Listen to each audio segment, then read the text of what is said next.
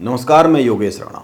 कुछ फोटो और वीडियो आज इंटरनेट पर वायरल है। यह किसान आंदोलन के फोटो और वीडियो है। किसान आंदोलन की इन वायरल तस्वीरों और वीडियो के बीच सवाल यह है कि आने वाले लोकसभा चुनाव को यह किसान आंदोलन कितना प्रभावित कर पाएगा।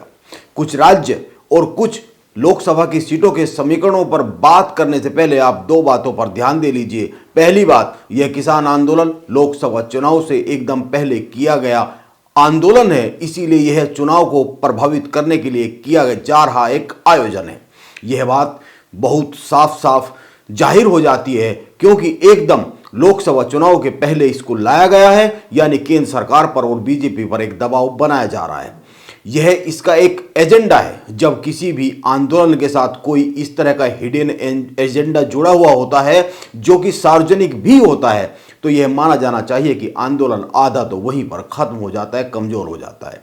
और दूसरी बात, इस आंदोलन का केंद्र इस बार भी पंजाब, हरियाणा और पश्चिमी उत्तर प्रदेश है। इन राज्यों में जमीनी हकीकत और राजनीतिक समीकरणों को देखकर ही बीजेपी चिंता में बिल्कुल भी दिख नहीं रही है। बात पंजाब से शुरू करें तो किसान आंदोलन का सबसे अधिक जो सेंट्रिक पॉइंट है वो पंजाब है।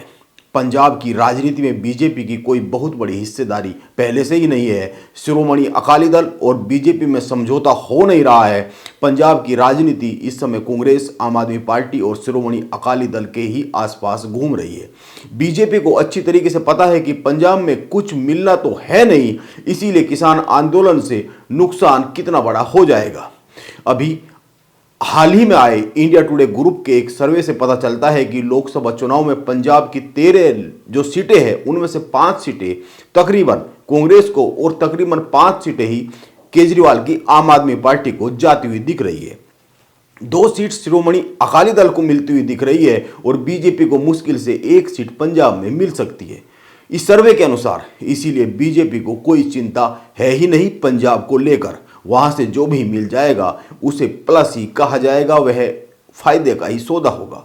और 2019 के लोकसभा चुनाव में शिरोमणि अकाली दल और बीजेपी में गठबंधन था। इसके बाद भी पंजाब में बीजेपी के हिस्से में जो 3 सीटें आई थी उन पर बीजेपी ने चुनाव लड़ा था, जिनमें से 2 सीटें ही बीजेपी जीत पाई थी। पंजाब में बीजेपी पहले से ही कमजोर है, इससे अधिक और कमजोर और क्या हो सकती है। अब अगर पश्चिमी उत्तर प्रदेश की बात करें तो आपको याद होगा पिछली बार जब किसान आंदोलन हुआ था, लंबे समय चला था, उसी समय पर उत्तर प्रदेश में 2022 का विधानसभा का चुनाव हुआ था।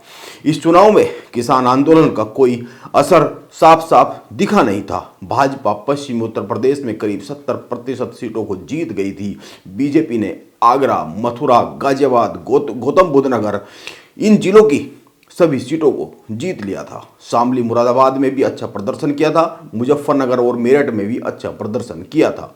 और इस बार तो बिल्कुल भी चिंता में पश्चिमी उत्तर प्रदेश में दिख नहीं रही है बीजेपी, क्योंकि बीजेपी और आरएलडी के साथ समझौता हो रहा है। जयंत चौधरी बीजेपी के पास आ रहे हैं, यानी जाटों के सारे वोट एक साथ आ रहे हैं।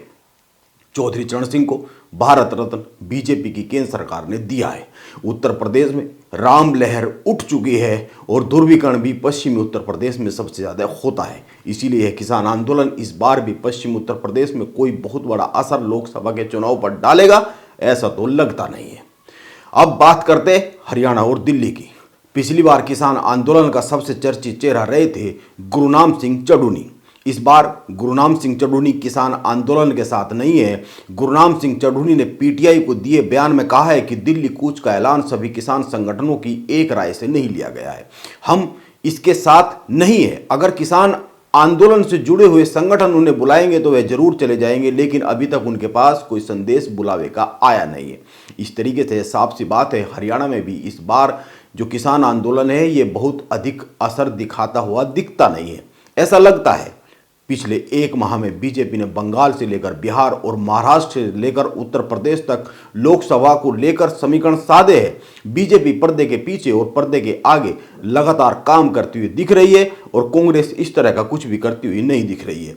इसीलिए इस बार किसान आंदोलन बीजेपी के लिए किसी भी तरह की चिंता का विषय बनता हुआ तो दिखता नहीं है। ऐसा लगता है विपक्ष एकदम बिखरा हुआ है, वो इस आंदोलन से कोई लाभ ले पाएगा ऐसा भी लग नहीं रहा है। नमस्कार, मैं योगेश राणा।